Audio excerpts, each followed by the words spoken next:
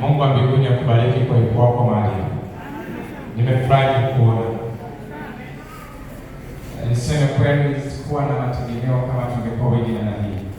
Lakini nilipokuona kwa uwepo wako na tukuza Mungu aliye hai. Na inaonyesha ni moyo wa upendo kabisa kuungana pamoja kwa ajili ya kumsindikiza mpendwa wetu Janeti katika safari yake ya mwisho. Amina. Mungu wa mbinguni awabariki sana. Naomba tuwe maelekezo kulingana na muda tulionao ni mchache sana na kiwa natosha. Tunataka dakika kama 10-15 tu mbele yetu. Amina. Maelekezo ya ibada yetu baada ya neno tutakuwa na sadaka hii, sadaka za rambirambi, salamu za rambirambi. Amina.